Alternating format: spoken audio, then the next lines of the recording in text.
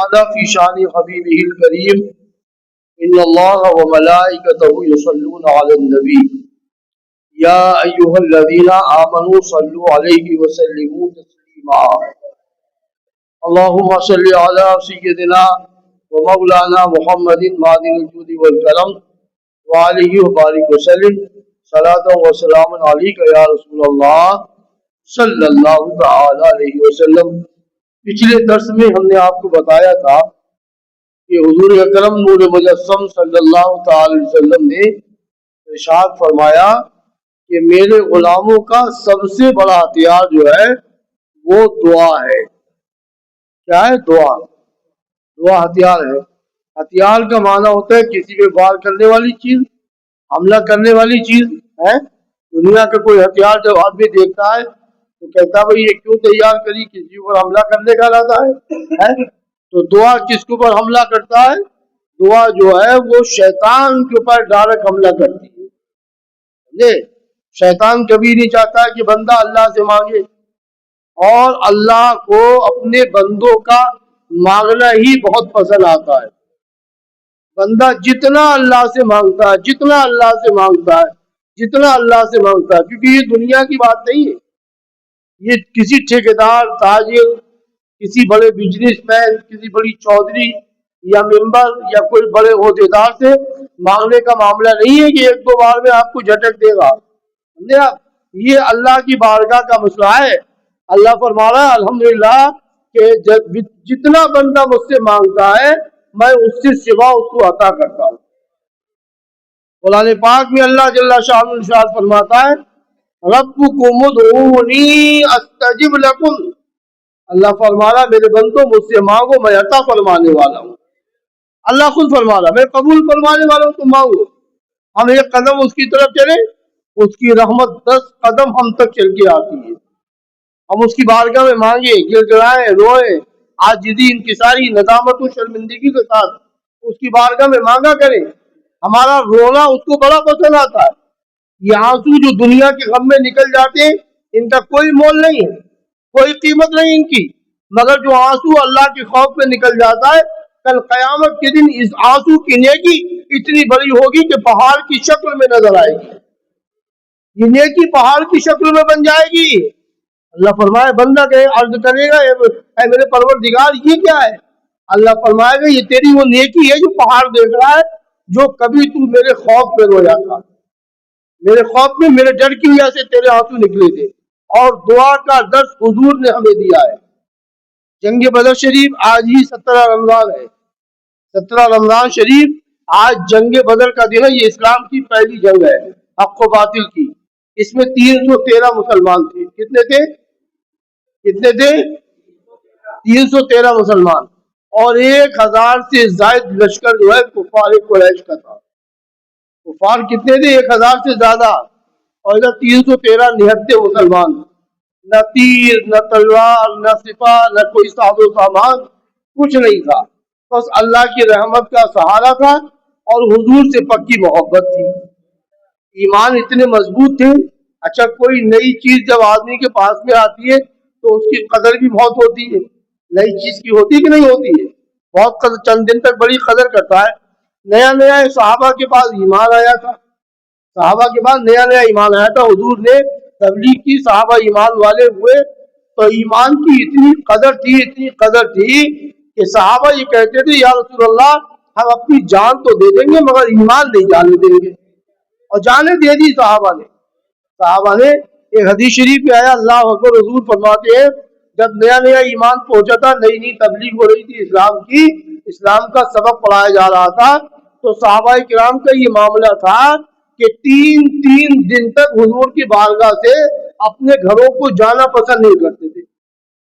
3 دن تک اپنے حضور کی خدمت پر رہتے تھے۔ وہی نازل ہو گئی اللہ کی طرف سے محبوب ان سے کہو یہ آپ کے ساتھ ہے، جو آپ کے ساتھی ایمان والے صحابہ جو ہے ان سے کہہ دو کہ تم پر تمہارے نفسوں کا بھی حق ہے، تم پر تمہاری بیویوں کا بھی حق ہے، تم پر تمہارے ماں باپ کا بھی حق ہے، تم پر تمہارے خیش و اقارب کا بھی حق ہے، جاؤ کماؤ کھاؤ اور پلٹ کر پھر محبوب کی بارگاہ میں آؤ، یہ کہو ان سے محبوب۔ تو 3 دن تک جو ہے حضور کی خدمت پر رہتے تھے، اسلام اتنا پسند تھا سبحان اللہ، اور آج بھی پسند ہے۔ تو 313 نہتے مسلمان اور 1000 سے زائد لشکر تھا کفار آل قریش کا، مقابلے میں آگئے بدر کے میدان میں۔ جو لوگ گئے ہیں زیارت عمرہ کرنے کے لیے، حج کرنے کے لیے، انہیں معلوم ہے کہ مقام بدر کیا ہے۔ تو مقام بدر میں یہ 313 لڑے تھے، تو حضور نے لڑتے حضور، اچھا لڑائی کی ضرورت ہی کیا تھی؟ ابھی حضور کو اللہ نے اپنا محبوب بنایا، ساری چیزوں کا مالک و مختار بنایا، اور اتنا پاورفل نبی، اتنا طاقت والا نبی، اتنی قوت والا نبی، اتنا اونچا نبی کہ سارے نبیوں کا نبی، سبحان اللہ، سارے نبیوں کا رسول، اگر وہ خالی اشارہ کر دیتے تو بدر میں جتنے کفار آئے تھے سب کے سب ہلاک ہو جاتے اور اسلام کا جھنڈا لہرانے لگتا۔ مگر حضور کو آنے والی دنیا کو دکھانا تھا نا کہ اسلام میں ایسے بھی موڑ آئیں گے، مقابلے میں بھی آنا پڑے گا، تو ترکیب کہاں سے ملتی، سلیقہ کہاں سے ملتا، موڑ کہاں سے ملتا، یہ ساری چیزیں دکھانے کے لیے حضور نے اپنی ذات سے خود اس کا پریکٹیکل کر کے دکھایا، تاکہ میرے آنے والے امتیوں کو کوئی پریشانی نہ ہو۔ اور آج بھی اگر کوئی معاملہ آتا ہے تو حضور ہی کی زندگی کو دیکھتے ہیں ہم، اور آپ کا ایمان یہی تو ہے کہ پچھلی زندگی دیکھو، صحابہ کے بعد والوں کی، ان کے بعد والوں کی، ان کے بعد والوں کی، جو ایمان والے رہے ہیں، اس معاملات میں ان کا کردار کیا رہا ہے، جو ان کا رول رہا، اسی روش پر ہم چلنے کی کوشش کرتے ہیں، یہی تو ہوتا ہے۔ تو صحابہ کرام 313 تھے اور وہ زائد لشکر تھا، حضور نے دعا کے لیے ہاتھ اٹھائے بدر میں، سبحان اللہ، حضور ہاتھ اٹھا رہے ہیں، حضور اللہ اکبر، حضور نے ہاتھ اٹھائے بدر میں۔ حدیث شریف بتا رہے ہیں کہ حضور نے ہاتھ اٹھائے اور اپنے رب کی بارگاہ میں عرض کرتے، میرے مولا، میرے پروردگار، یہ 313 مسلمان ہیں، یہ بڑی جماعت ہے مقابلے میں آنے والی، اور بڑے سورما ہیں، اس میں بڑے پیسے والے ہیں، بہت بڑے کروڑپتی چودھری، مکے شریف کے مکھیا، اتنے بڑے بڑے لوگ ہیں اس میں، اور یہ زیادہ بھی ہے، مسلمان کم ہے۔ اگر آج یہ مٹھی بھر جماعت اگر یہ مٹ گئی، کٹ گئی، پٹ گئی، یا ہار گئی، شکست کھا گئی، تو اسلام کا پھر پرچم کیسے بلند ہوگا؟ تیری توحید کا نعرہ کون لگائے گا؟ تیرے رسول کی رسالت کا اقرار کون کرے گا، کون مانے گا؟ میرے مولا تو ان کو فتح عطا فرما دے۔ حضور کہہ رہے ہیں، حضور میرے مولا تو انہیں فتح نصرت عطا فرما دے، جیت عطا فرما دے، انہیں بلندی عطا فرما دے۔ اللہ اکبر، حضور کی دعا کا یہ اثر ہوا، حضور نے نشان بھی لگا رکھے تھے بدر میں، ابو جہل یہاں مرے گا، عتبہ یہاں مرے گا، شیبہ یہاں مرے گا، فلاں یہاں مرے گا، فلاں یہاں مرے گا۔ اتنی بڑی جماعت جب مقابلے میں 313 کی آئی، لڑی، تو 7 مسلمان شہید ہوئے۔ کتنے؟ 7 مسلمان، کتنے؟ 7 نہیں، 7 مسلمان شہید ہوئے بدر میں، 7، یہ 2 5 7 مسلمان بدر میں شہید ہوئے، اور اسلام کا جھنڈا لہرانے لگے۔ وہ سورما تھے، چودھری تھے، بڑے بڑے بزنس مین، تاجر، خوشی اتراتے ہوئے آ رہے تھے کہ مٹھی پر مسلمان ہے، ایسی مٹا دیں گے، ایسی مٹھی میں مسل دیں گے، مگر حضور کی دعا کا اثر تھا۔ حدیث ہمیں یہ بتا رہی ہے کہ بدر میں جتنے مسلمان تھے اس سے زیادہ فرشتے لڑ رہے تھے، حضور کے دائیں، حضور کے بائیں، حضور کے آگے، حضور کے پیچھے فرشتے لڑ رہے تھے۔ اللہ نے غیب سے مدد فرمائی۔ تو حضور نے دعا کا درس ہمیں دیا ہے، جب کوئی مہم درپیش آ جائے، جب کوئی پریشانی ہو، کوئی مصیبت گھیر لے، بیماری آ جائے، یا دنیا کے کوئی معاملات کو بلا پھیل جائے، کوئی تعاون ہو جائے، کوئی دنیا میں بیماری آ جائے، یا کوئی ظالم حکومت تم پر ظلم کرنے لگے، تو اللہ کی بارگاہ میں آ کر اور اللہ والوں کا وسیلہ دے کر اللہ کی بارگاہ میں دعا کیا کرو۔ دعا وہ چیز ہے سبحان اللہ کہ جو کام سالوں میں نہیں ہو پاتا ہے، دعا کے ذریعے وہ کام منٹوں سیکنڈوں میں ہو جاتا ہے۔ ایک جملہ بھی اگر مقبول ہو گیا نا، اچھا، ایک ذات بہت عظیم ذات گزری ہے، درود شریف پڑھے، اللہم صلی علی سیدنا و مولانا محمد ماضی الجود والکرم وآلہ وبارک وسلم، صلاۃ و سلام علیک یا رسول اللہ صلی اللہ تعالی وسلم۔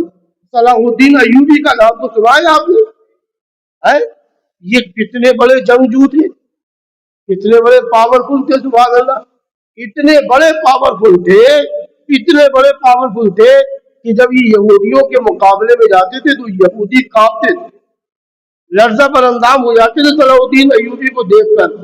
ایک بار بیت المقدس میں نماز عشاء کے بعد آپ رو رہے، کانپ رہے، جس میں لرزہ پر اندام ہے، بڑا چہرے پہ جو ہے غمخواری کے آثار نظر آ رہے ہیں۔ ایک نورانی شخص والے بزرگ سامنے آئے، ملاقات ہوئی، آپ نے کہا اتنا بہادر جواں آدمی ہے، اتنا بڑا شجاعت کا دھنی، اتنی ہمت و قوت رکھنے والا آج کمزور کیوں پڑ رہا ہے؟ آج آنکھوں میں آنسو کیوں ہے؟ عرض کی حضور کیا بتاؤں آپ کو، مسلمانوں کی حالت بہت شکستہ خستہ ہے، بہت کمزور ہے، غریب مفلس و نادار مسلمان ہے، ہتھیار بھی کم ہے۔ یہودیوں کا ایک جہاز اسلحے سے لیس ہو کر کے مسلمانوں کے مقابلے میں لڑنے کے لیے آ رہا ہے، تو آپ نے فرمایا گھبراتا کیوں ہے؟ یہ پوری رات ہے اللہ کی بارگاہ میں مانگ، اللہ سے دعا کر، اللہ اکبر۔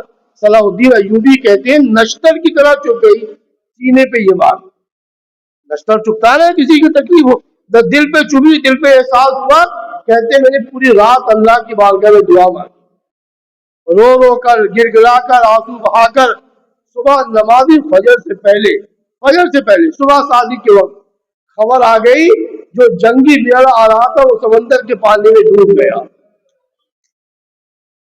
سمندر کے پانی میں ڈوب گیا، جنگی بیڑا آ رہا تھا، خوشی سے اترانے لگے۔ نماز فجر ہوئی اور جب دوبارہ ملاقات ہوئی، بزرگ نے کہا کیا بات ہے؟ رات کو چہرے پہ غم کے آثار نظر آ رہے تھے، اب خوشی نظر آ رہی ہے۔ کہ حضور آپ کی بات دل پہ نشتر کی طرح چبھ گئی تھی، پوری رات میں نے دعا مانگی ہے، ابھی خبر آئی ہے کہ بیڑا سمندر کے پانی میں ڈوب کر غرق ہو گیا۔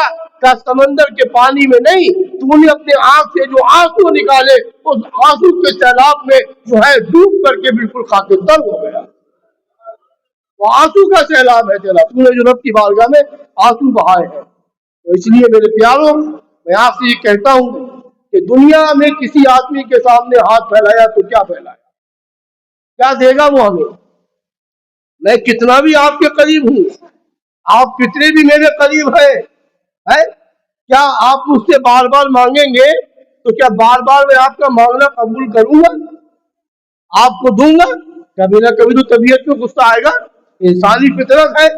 بھائی ہر وقت میری دروازے پہ کیوں کھڑے رہتے ہو؟ کیا میں ہی مالدار ہوں اور مالدار نہیں اوروں کے دروازوں پہ بھی جایا کرو اور اسے بھی مانگا کرو؟ میرے اپنے بھی خرچ ہے، میرے اپنے بھی اخراجات ہیں، میں کب تک دوں گا آپ کو؟ مگر وہ ہمارا رب ہے، سبحان اللہ، اللہ ہے، پروردگار ہے ہمارا خالق و مالک ہے، معبود حقیقی ہے۔ وہ کہتا بندہ ایک بار مانگتا ہے ایک بار دیتا ہوں، دو بار مانگتا ہے دو بار دیتا ہوں، 1000 مرتبہ مانگتا ہے 1000 مرتبہ دیتا ہوں، اگر 1,00,000 مرتبہ مانگے گا تو اللہ فرماتا میری رحمت 1,00,000 مرتبہ اس کو نوازنے کے لیے وہی پہنچ جائے گا۔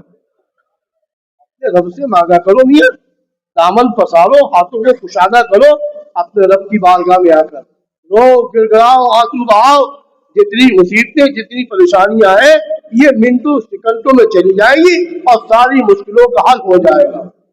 اللہ ہم سب کو خوب رب کی بارگاہ میں دعا کرنے کی اللہ اپنی بارگاہ میں توفیق عطا فرمائے اور ہمارے سارے گناہوں کو معاف فرمائے۔ بسم اللہ الرحمن الرحیم، صلی اللہ علیہ